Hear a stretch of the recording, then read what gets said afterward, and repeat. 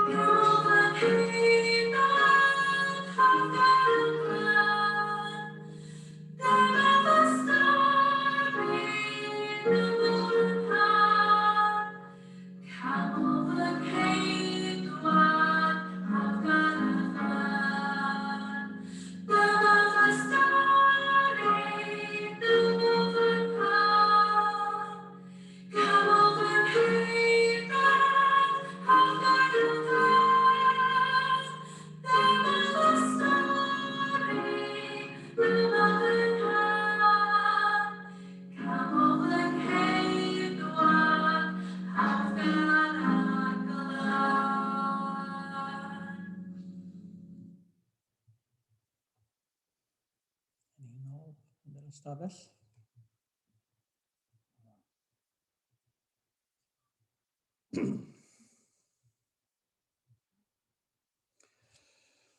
Aros a disgwyl o hyd. Ac mae llawer o'r salmau'n sôn am aros, ac falle gallwn ni fod yn darllen dawel hefo'n gilydd, yr salm yma. Dwi ar fin i roed i fyny ar y sgrin, dwi'n gobeithio.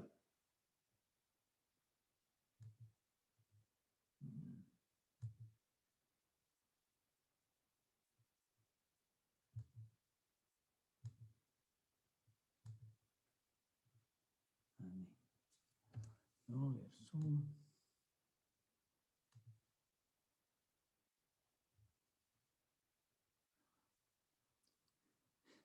Dych chi'n amneddgar iawn, dydy gwir. Mae o'n ddarlun, dydy, o'r disgwyl yma am yr dechnoleg ag ati.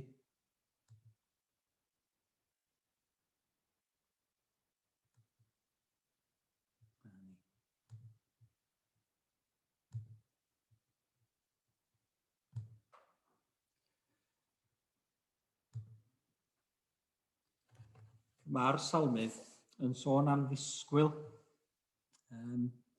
Disgwyl am yr arglwydd yn fwy nac y mae'r gwyliwr yn disgwyl am y wawr. Disgwyl fenaid wrth yr arglwydd. Salm 130, os da chi'n gallu gweld yr salm yn y fan yna, mi ddarllenwn ni adnod 1 i 8 efo'n gilydd. O'r dymderau y gweddau sarnat o arglwydd. Arglwydd clyw fy llef, bydde dy glistiau'n agored i lef fy ngweddi. Os wyt ti o arglwydd yn cadw cyfrif o gamweddau, pwy o arglwydd all sefyll? Ond y mae gyda thif addeuant fel y ceid ofni. Disgwyliaf wrth yr arglwydd, mae fenaid yn disgwyl, a gobeithiaf yn ei air. Mae fenaid yn disgwyl wrth yr arglwydd, yn fwy nac y mae'r gwylwyr am y bore, yn fwy nac y mae'r gwylwyr am y bore. O Israel, gobeithia yn yr arglwydd, oherwydd gyda'r arglwydd y mae ffyddlondeb, a chydag ef y mae gwaredigaeth helaeth. Ef sydd yn gwaredu Israel oddi wrth ei holl gamweddau. Y llun yna fan yna, o'r wawr yn torri, disgwyl ar i'r wawr dorri. Ac mae'r salmydd yn mynd yn ei flaen wedyn hefyd i sôn fel y mae plentyn yn disgwyl ac yn ymdawelu yng nghwmni fam ac ar fron i fam yn wir, a bod ni'n ei fod yr un modd yng nghwmni'r arglwydd. O arglwydd, nid yw fy nghalon yn drahais medda fo'n anllygaid yn balch, nid wyf yn ymboeni am bethau rhy fawr ac am bethau rhy ryfeddol i mi, ond yr wyf wedi tawelu a distewi fenaid fel plentyn ar fron ei fam, fel plentyn y mae fenaid. O Israel, gobeithia yn yr arglwydd yn nawr a hyd byth. Fel gwyliwr am y wawr, fel plentyn yn signo bron i fam wedi tawelu yn y fan honno.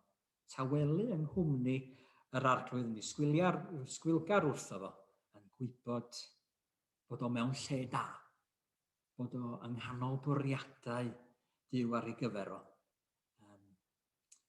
Bod yr arglwydd yn mynd i'w bendithio felly. Ac mae'r disgyblion hefyd yn cael ei gorchymyn i ddisgwyl, neu hannog i ddisgwyl. Nhw'n disgwyl yn y lle cyfarwydd yna, yn yr oruwch ystafell, lle mae lawer o rannu wedi bod, llawer o ddysgu wedi bod, llawer o fendithion wedi i'w rhannu, yr pryd bwyd yna, swper ola wedi i'w rannu yno. Dysgu i gyd am ddyfodiad yr ysbryd, a'r paratoi oedd Iesu'n ei wneud, y golchi traed wedi digwydd yno, debyg iawn. Mae yn y fan honno roedden nhw'n aros ac yn disgwyl. Yn aros ac yn disgwyl mewn lle cyfarwydd, Mewn lle oedd yn golygu lot iddyn nhw, ond bydden nhw'n y man yn cael mynd allan o'r cyfarwydd ac yn cael eu llenwi gan hyder wrth iddyn nhw gael ei anfon allan a derbyn yr hyn maen nhw'n ddisgwyl amdano fo. Mi welson ni chydig wythnosau yn ôl, ni'n sôn am Iesu yn aros pan oedden ni'n dal ar Zoom, yn unig felly. Iesu yn aros yn plith ni. Rwan y disgyblion sydd yn aros. Iesu yn aros mwyn cadarnhau ei atgyfodiad. Y disgyblion yn aros mwyn derbyn y nerth yna sydd ei angen arnyn nhw. Dyn ni'n cael yr hanes i ddarllen ychydig o hwnnw, mi welwch chi ddechrau llyfr yr actau yn y fan yma. Ac mi ddarllenau i o tua adnod 6 ymlaen. Felly wedi ddynt dod ynghyd, fe ofynasant iddo, a'r clwyddau dyma'r adeg yr wyt ti am adfer y Deyrnas i Israel. Dywedodd yntau wrthyn nhw. Nid chwi sydd i wybod amseroedd na ffrydiau, neu brydiau mae'r tad wedi ei gosod o fewn ei awdurdod ef ei hun. Ond fe dderbyniwch nerth wedi i'r ysbryd glân ddod arnoch, a byddwch yn dystion i mi yn Jerusalem ac yn holl Jwdea a Samaria. Wedi ddodwaith hyn a hwythau'n edrych fe ei dyrchafwyd a chipiodd cwmwl ef o'i golwg. Fel yr oeddent yn syllu tua'r nef ac yntau'n mynd, dyma 2 ŵr yn sefyll yn ei hymyl mewn dillad gwyn, ac meddai'r rhain. Wir Galilea, pam yr ydych yn sefyll yn edrych tua'r nef, yr Iesu hwn sydd wedi ei gymryd i fyny oddi wrthych i'r nef, bydd yn dod yn yr un modd ac y gwelsoch ef yn mynd i'r nef. Yna dychwelasant i Jerusalem. O'r mynydd a elwir o lewydd, sydd yn agos i Jerusalem, daith Saboth oddi yno. Ac wedi cyrraedd, eithant i fyny i'r oruwch ystafell, lle roeddent yn aros.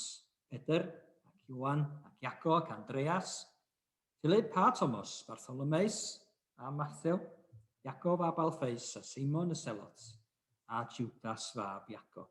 Roedd yr rhain oll yn dyfalbarhau yn unfryd mewn gweddi, ynghyd â'r rhai gwragedd a Mair, mam Iesu a chydau frodyr. Bendith Duw ar y darllen yna, hefyd ar gwrando o iair. Disgwyl yna yn yr oruwch ystafell. Ac wrth i ni wneud disgwyl hefyd dros y flwyddyn dwytha yma sydd wedi bod. Dyn ni wedi disgwyl yn cartrefi, dyn ni wedi disgwyl mewn llefydd cyfarwydd, a dyn ni'n glynu wrth yr cyfarwydd hefyd yn dydyn.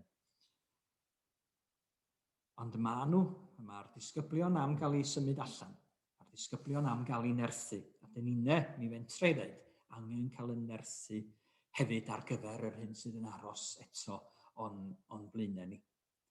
Mi roedd yna sôn am Deyrnas Israel yna, ac mae pob un ohono ni wedi dod yn gyfarwydd iawn ar darluniau erchyll o'r hyn sy'n digwydd yn Israel a Phalestina dros y cwta wythnos sydd wedi mynd heibio. Ers yr digwener yna, pan bu yna daro cymysoddiadau ar yr rhai oedd yn gweddion y mosg yn Jerusalem. Jerusalem eto yn disgwyl gwaredigaeth, disgwyl am Feseia, dydy? Y mae'r byd eto mewn rhyw gythrwfl, y mae teyrnas Israel eto yn fater cynhennus felly. Ond oedd y disgyblion yn dair eisiau cael gwybod pryd oedd honno mynd i gael ei sefydlu. Mi ddoth gwladwriaeth Israel 1948. A bydd, dyn ni erbyn hyn yn ymwybodol o'r ceisio byw hefo'i gilydd ac nid yn llwyddo yn dda iawn o gwbl sydd yn digwydd yn y fan honno rhwng yr Arabiaid a'r Israeliad. A'r anogaeth i ni'n eto i weddio dros heddwch Jerusalem, y lle, yr bobl wahanol sydd yno ac i weithio cymod yno. Fel mae'r eglwys yn wir yn gweithio ac wedi bod yno. Fawr o sôn amdanyn nhw, ond maen nhw wedi bod yn gweithio ymhlith y rhai sydd yn cael eu dadberchnogi o'i heiddo yn sefyll hefo nhw ac yn siarad ar eu rhan nhw ac ati. Mae yna lawer yn digwydd yn y cefndir rwsyd nad ydyn ni ddim yn ymwybodol ohono. Gofio amdanyn nhw mewn gweddi. Ond, fel mae Iesu yn esbonio wrth i ddisgyblion, tiwch i befo am yr amser na Deyrnas Israel. A teyrnas Dduw yn fwy na hynny. Teyrnas Dduw, dwi'n mynd i'ch gyrru chi o Jerusalem i Jwdea a Samaria ac i'r holl fyd. A teyrnas Dduw yn cynnwys y ddaear yn gyfan. Ac maen nhw'n disgwyl am yr teyrnasiad yna mewn gwirionedd yn dydyn. Teyrnasiad Dduw i ddod ac i gael ei amlygu yn eu plith nhw.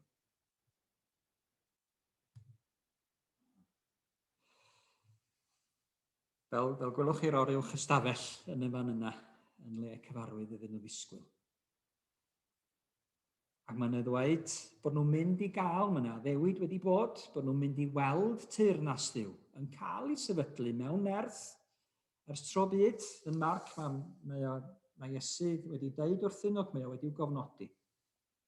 A'r disgyblion wedi cofio bod Iesu wedi dweud wrthyn nhw, yn wir rwy'n dweud wrthych, mae rhai o'r sawl sy'n sefyll yma a phrofant flas marwolaeth nes iddynt weld teyrnas Dduw wedi dyfod mewn nerth. Ac mi fentrwn ni ddeud mae wrth iddyn nhw weld yr ysbryd glân yn dod. Wrth iddyn nhw weld y bobl yna bob cenedl oedd wedi dod i Jerusalem at ei gilydd. Dyna pryd maen nhw'n gweld y deyrnas yma. Gweld yr deyrnas mae'n cael ei sefydlu ar raddfa fechan, sydd am ddod ar raddfa llawer iawn mwy, sydd am ymestyn i orchuddio'r ddaear yn gyfan, sydd am fod yn bendith i bawb ar y ddaear ac yn y byd, ac sydd am gyffwrdd nid yn unig un cenedl, ond bob cenedl o bobl.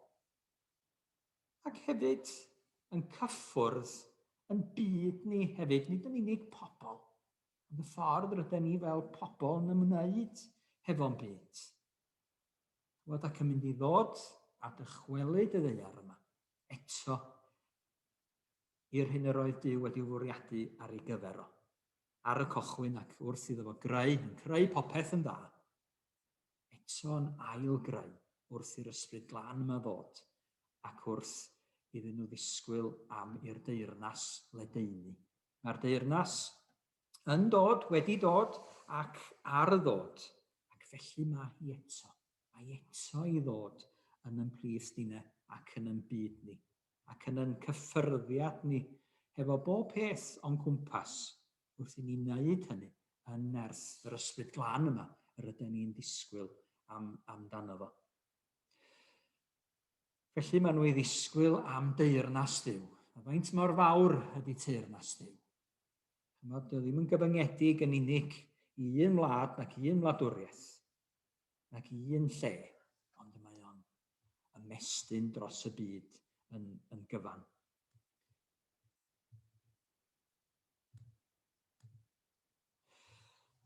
Ac mae yna wahaniaeth wrth iddyn nhw ddisgwyl hefyd. Mae yna wahaniaeth amlwg rhwng yr rhai sydd yno yn yr uwch ystafell wedi esgyniad Iesu a'r rhai sydd yn dod allan o'r fan honno yn barod ar ddydd y Pentecost. Mae hi fel yr darluniau ydych chi'n ei gael before and after, dweud y gwir.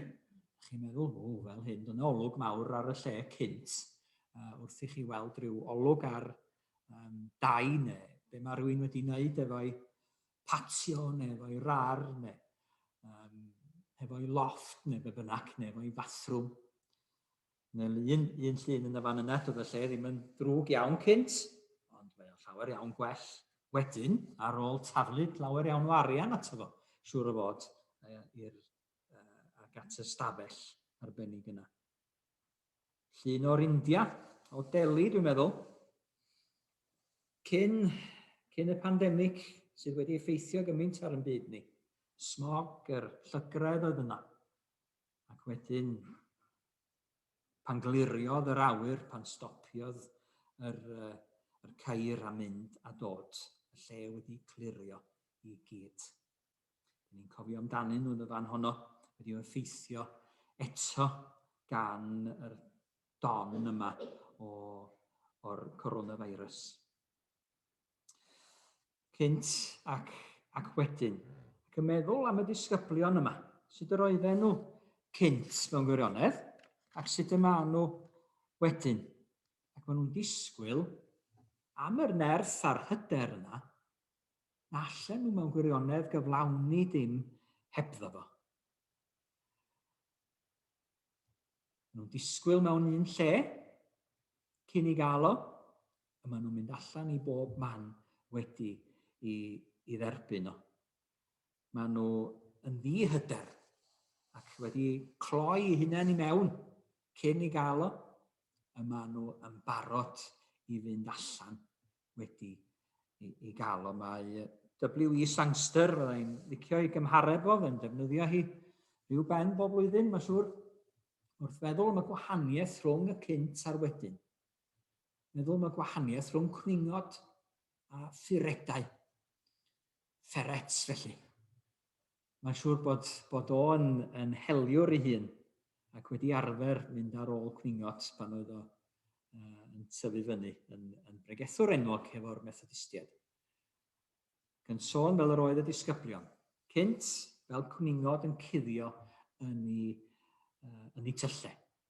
Wedyn, fel phuredau yn mynd i mewn i'r tyllau yna ac yn hel y cwningod allan. Y gwahaniaeth yna sydd yn cael ei wneud ac sydd yn dod yn eu plith nhw. Pan maen nhw'n derbyn yr ysbryd glân, yr hyn maen nhw'n disgwyl amdano fo. Maen nhw'n gweddio am y nerth a'r hyder yma, wrth iddyn nhw ddisgwyl. Wedi i gael o, maen nhw'n parhau weddio amdano fo hefyd. Ac mae o'n parhau i gael ei roi iddyn nhw. Welwch chi lun o lew, falle, yn y fan yna, sydd wedi dod i fyny, dyna un o'r creaduriaid mwyaf hyderus y gwyddon ni amdano fo, o bosib. Creadur sydd yn sefyll gyda balchder, sydd yn sefyll yn hyderus ac yn edrych o'i gwmpas fel petai o pia y cyfan i gyd. Mae'r disgyblion wedi hyn hefyd yn gweddio am yr hyder yna, sydd yn wedi brofi, maen nhw am ei brofi eto. Roedden nhw eto yn yr oruwch ystafell yna, wedi dydd y Pentecost, a pan oedd pethau'n dechrau cael mewn arnyn nhw, a'r awdurdodau yn ei bygwth nhw ag ati, maen nhw'n gweddio eto. Ac yn gweddio fel hyn ac yn awr arglwydd, edrych ar ei bygythion, a dyroedd weision lefaru dair a phob hyder. A thithau yn estyn dy law i beri a chad ac arwyddion a ryfeddodau drwy enw dy was sanctaidd Iesu. Wedi iddynt weddio, ysgwydwyd y lle roeddent wedi ymgynnull ynddo a llanwyd hwy oll ar ysbryd glân, a llefarasant air Duw yn hu. Maen nhw'n cael yr hyder yna. Maen nhw angen yr hyder yna yn gyson. Yr ydyn ni'n soborodd i hyder yn ni'n teimlo.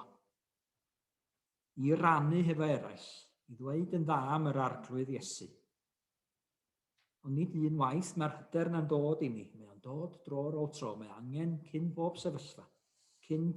Ar ddechrau bob dydd, dyn ni angen yn ail hyderu rwsyd. Mae'r disgyblion yn gweddio amdano fo. Maen nhw'n disgwyl am yr hyder yna sydd yn cael ei addo iddyn nhw. Disgwyl yn dair amdano fo. Ond nhw ddim jyst yn disgwyl i rhywbeth ddigwydd iddyn nhw.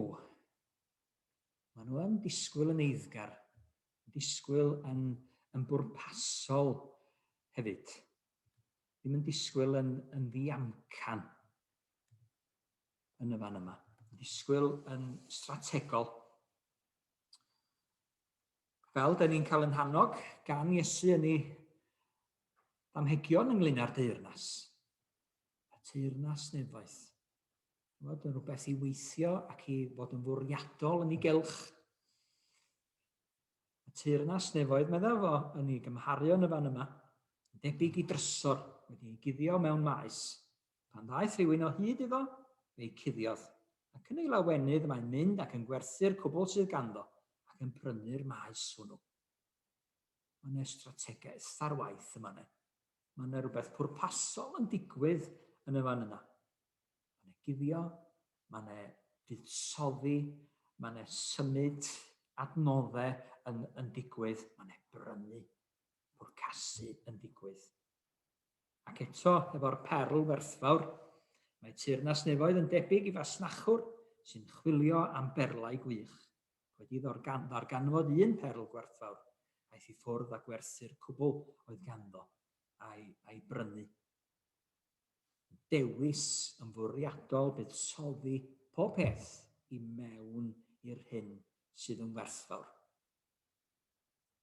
Yn yr aros a'r disgwyl yna am y deyrnas, mae'n disgwyl pwrpasol strategol ac y maen nhw'n y man yn buddsoddi pob peth i mewn i'r deyrnas yma, i mewn i'r prosiect yma, y maen nhw'n rhan ohono fo. Yn enw Iesu Grist ac yn nerth yr ysbryd glân, teyrnas dduw. Dyn ni'na hefyd yn cael yn annog yr un modd i fod yn bwrpasol, strategol yn yr hyn dyn ni'n ei wneud, beidio disgwyl i rhywbeth ddigwydd i ni, neu o'n cwmpas ni. Ni disgwyl yn ddiamcan ydyn ni. Disgwyl am rhywbeth arbennig. Disgwyl am nyfodiad a lledaeniad teyrnas dduw. Peth mwyaf gwerthfawr y gallwn ni berchnogi, bod yn rhan ohono fo, a cael yn defnyddio ynddo fo.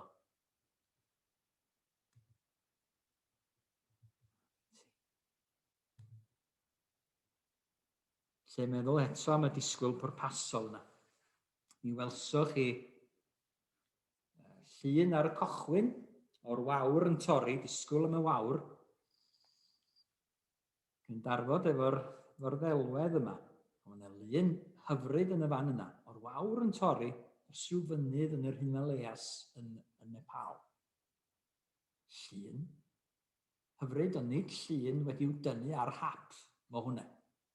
Nid digwydd bod yno, na digwydd tynnu y llun, ddaru'r ffotograffydd, ond disgwyl yn bwrpasol, rhoi hun ar waith, disgwyl am yr awr, cael ei hun yn barod yn y lle iawn, a bod wedi gwneud y paratoadau priodol hefyd. Fel hyn yr oedd y blog oedd yn sôn am y lluniau yma. Os ydych chi eisiau tynnu llun, tips listed here will help you take your sunrise photography from accidental to purposefully beautiful art. Nid tynnu llun ar hap, ond tynnu llun pwrpasol felly.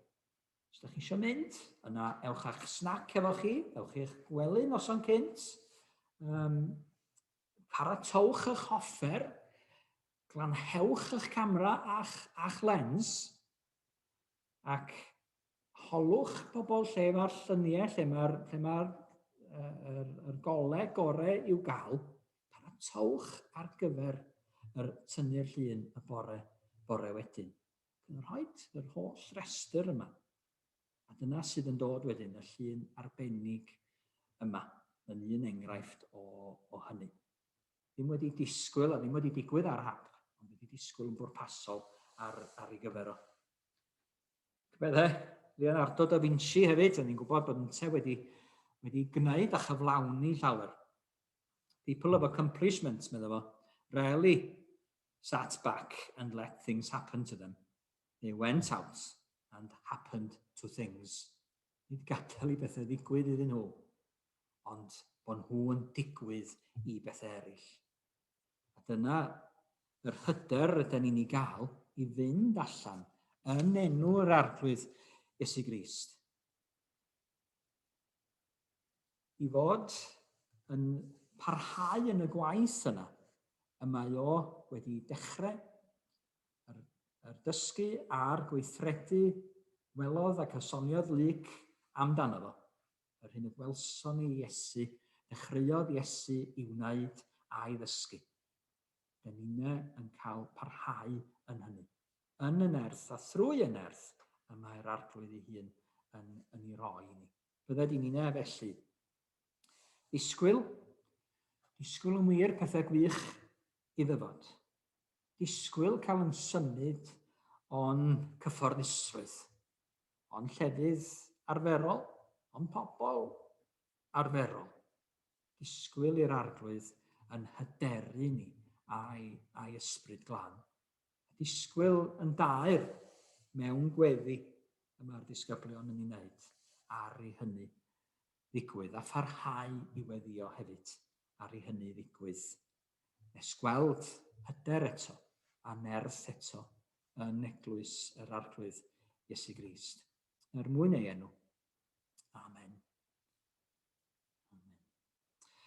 Mi gawn ni air bach o weddi cyn I ni gloi gyda gemyn sy'n sôn am yr lwybrau gweddi yna a'r disgwyl yr ydyn ni'n ei wneud ynddyn nhw hefyd. Rwch I ni gyflwyno'n hunain, cyflwyno'n byd i'r arglwydd mewn gweddi. Y Dduw ein tad, dyn ni'n diolch I ti am gael gweddio yn y fan yma efo'n gilydd. Diolch I ti am dofal di gyda ni, drosto ni, bob un ohono ni arglwydd. Diolch I ti am yn cynnal ni hyd yma. Arglwydd, dyn ni'n ymwybodol o'r bendithion dyn ni'n mwynhau yma arglwydd ac ar ddiwedd wythnos gymorth Cristnogol, dyn ni'n cydnabod nhw ger dy fron, cysgod bwyd a dillad, cwmni o'n cwmpas eglwys a'r hyddid I fod yn addoli yn denw. Ymwybodol iawn arglwydd nad felly yma hi mewn llefydd eraill dros yn byd. Felly arglwydd, helpa ni I fod yn rhai sydd yn cofio. Yn cofio ac yn dymuno, ac yn dyhau ar ei deyrnas di ddod. Deyrnas di sydd yn dwyn cyfiawnder a gobaith I eraill. Deyrnas di sydd yn dod at greadigaeth yn ôl eto. I'r llun adelw na roeddet ti wedi fwriadu ar ei chyfer hi o'r cochwyn. O dad, deled y deyrnas yn ymplith ni. Arglwydd dad yn ni'n cyflwyno I chdi wledydd eto sydd yn cael ei taro gan donau o'r coronavirus drachefn a'r Covid sydd yn halonau y bobl hynny. Chymaint o bobl ledled deiar. A hynny dim ond un trafferth ymhlith llawer o drafferthion. Arglwydd bydd yn gysur ac yn nerth iddyn nhw. Ac yn ddiogelwch ac yn bopeth sydd ei angen arnyn nhw. A lle mae'r rhyfeloedd eto o dad, a sôn am ryfeloedd, a phryderu am wrthdaro arglwydd. Ni'n diolch I ti am dy bobl sydd yn rhannu tangnefedd ac sydd yn rhodio ffyrdd tangnefedd a heddwch, a chariad a chymod. Gofyn I ti fendithio I gwaith nhw. Yn gofyn I ti fod yn arwain o'i blaenau nhw yn Israel a Palestina ar hyn o bryd o dad. Di ni weddio dros heddwch y wlad a'r bobl hynny arglwydd. A rydyn nhw allu. Trwy dy nerth a thallu di dy hun. Cael ei cymodi yno ti. Allu byw yn un a'i gilydd. Yn dyhead ni yn fawr arglwydd. Ond dyn ni'n gwybod mai Duw mawr ydw I ti yn gallu cyflawni rhyfeddodau. Felly arglwydd, ni'n cyflwyno'n hunain, cyflwyno bawb sydd ar yn meddwl ni'na adre yma. Gofyn i ti fod efo bawb sydd mewn ysbytai, bawb sydd mewn gofal arglwydd, mewn unrhyw anhwylder, derbyn triniaethau, neu'n paratoi ar eu cyfer nhw. Arglwydd, ni di ysmwythau y llwybr yna iddyn nhw. Ni di roed y gwmni a thiddanwch iddyn nhw yn ogystal. A ni di lapio dy bobl amdanyn nhw hefyd, yn galondid ac yn anogaeth, ac yn gariad i gyd. Arglwydd, ni di'n cynorthfio ni rwan. Fel ohono ni'n y fan y gryden ni. Weddio yn dawel yr batrwm yna o weddi, roddais di i'th disgyblion di dy hun. Perin bod ni'n gallu dibynnu arnat a disgwyl o ddiwrthyd am ddyfodiad dy deyrnas. Ni weddio. Ein tad, hwnwyd sy'n y nefoedd, sancteiddiau'r denw, dyled dy deyrnas, gwnele'r dewyllus, megis yn y nef, felly ar y ddaear hefyd. Dyro i ni heddiw ein bara bynyddiol, a madda i ni ein dyledion, fel y maddew ninnau ein dyledwyr, ac nac arwa i ni brofedigaeth. Eithir gwared ni rhag drwg, cael neud seiddo ti o deyrnas, a'r nerth a'r gogoniant yn oes oesoedd. Amen.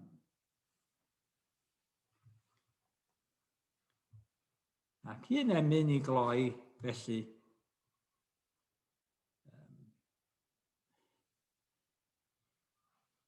os gallwn ni, cyn i ni rannu'r fendith efo'n gilydd. Mae'n meddwl fel mae'r i lle mae'r bethau yma'n mynd.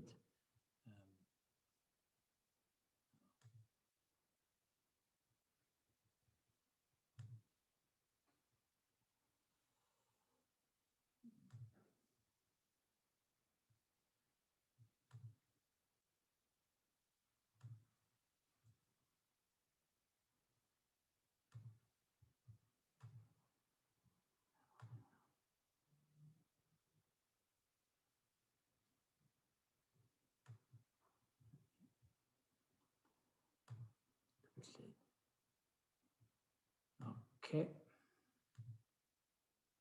Ylwch chi o?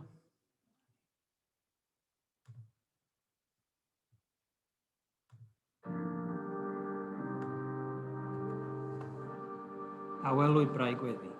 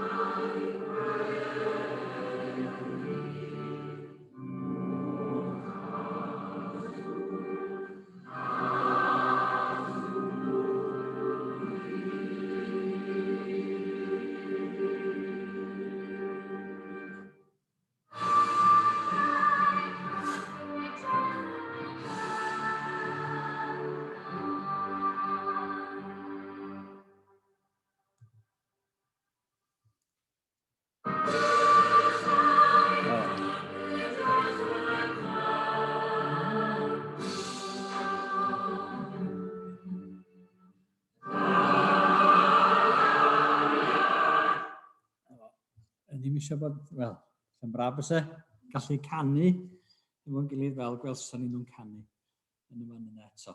Gobeithio na fydd ddim rhaid i ni ddisgwyl yn hir ar gyfer hynny. Dowch i ni rannu'r fendith efo'n gilydd, gwahodd chithe hefyd i ddadfiwtio os hoffech chi adre hefyd. Mwyn gael clywed yn gilydd.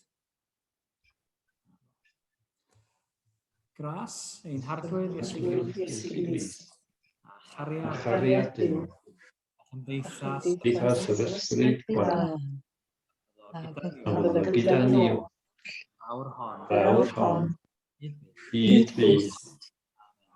Amen. Amen.